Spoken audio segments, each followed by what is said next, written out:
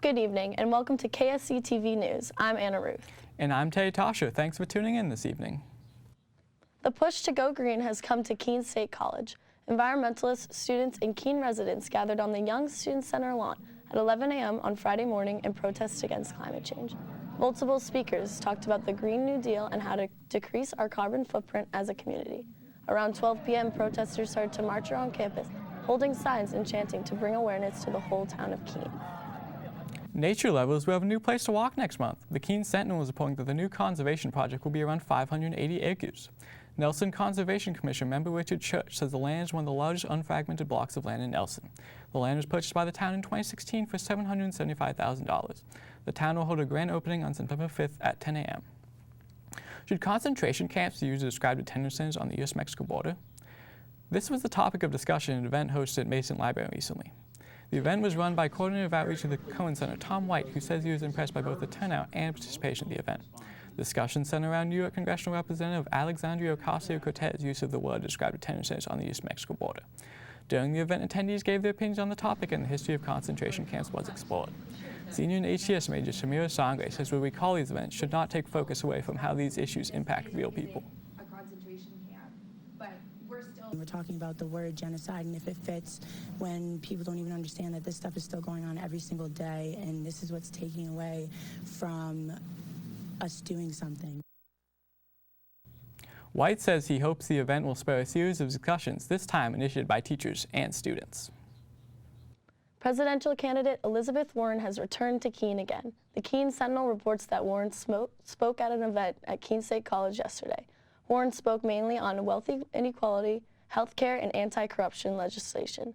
The event was attended by around 900 people. A poll by the Monmouth University shows Warren is now the Democrat frontrunner for New Hampshire. Another Rocktoberfest is in the books. KSC TV's Claire Boughton reports that the event drew a big crowd, all ready to rock and roll. Food, drink, and a little bit of rock and roll was in the air on October 6th. The annual event run by the Social Activities Council saw a large turnout of both rock fans and music fans in general. Oh, I love it. You know, I grew up on rock and roll, you know, for my parents and everything. So like the classics, AC/DC, Led Zeppelin and all that. So I'm a good rock and roll guy. Rocktoberfest's success this year was a question, however. SAC decided to change the way Rocktoberfest was run this year. The past 3 years saw bands competing with a panel of judges voting on the best. This year, however, there was no competition, only music. After Image and Jailbait, both student-run bands took the stage. 2 non-student-run bands also performed. The event allowed various clubs to be represented as well, including the Sign Language Club and Student Government, all using this event as a chance to promote their clubs. Today I am at Rocktoberfest. I'm working with Student Gov, and so we're handing out cookies that have the Student Gov logo on it. We're listening to all the good music. Rocktoberfest will be expected to return to campus next fall with even more bands. Claire Boughton, KSC TV. To find out the next SAC event happening on campus, check out the calendar of events on keene.edu. Again, that is keene.edu. The Keene State soccer field has a new name, now known as the Dr. Ron Butcher Field, named after the long-standing men's soccer coach.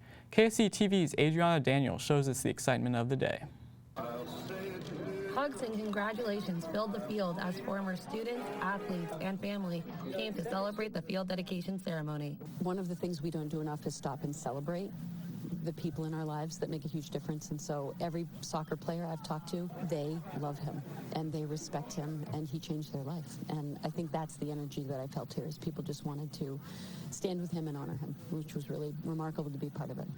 Butcher coached at Keene State for 43 years, and from 1970 to 2013, in that time his teams won more than 500 games and went to the postseasons 31 times.